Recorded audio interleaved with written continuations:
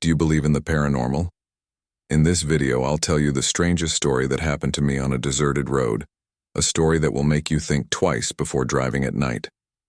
About 2 years ago, on a pitch-black night, I was driving my car back home after a family reunion. The trip was a full 2 hours, and I chose to leave early so I could wake up for work the next day. The road was a true nightmare, filled with tangled trees on both sides, the kind of trees that hide secrets and conjure the terror we see in horror films. After about 45 minutes of driving, exhaustion suddenly crept into my body. You know that sudden feeling that makes your eyelids impossibly heavy? Yeah, that's what happened to me.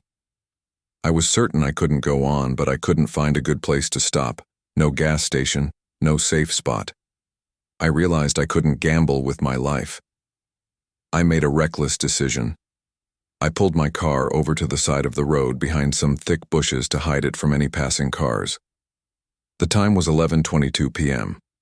I took one last look at the clock, then surrendered to the darkness and dozed off. Time passed, and I suddenly woke up to a loud scratching sound coming from outside. The sound was more like something sharp being scraped against the car's body. I looked at the clock. It was 11:50 p.m. The sound suddenly stopped after a few seconds, but the exhaustion was stronger than my curiosity, so I decided to go back to sleep. But the silence didn't last long. I woke up again, this time to the same sound, the scratching sound. Now it was 12:40 a.m. This time the sound didn't stop. The scratching turned into a gash in the stillness of the night. Terror gripped me. It crossed my mind that it might just be an animal checking out the car, but why would it come back after a full hour? I tried to see anything in the rearview mirror, and I barely caught a glimpse of something running quickly into the depth of the dark forest. In that moment, I thought of nothing but the urban legend of the hook-hand killer who preys on victims on deserted roads. Damn it, it's him. I had to get out of there immediately.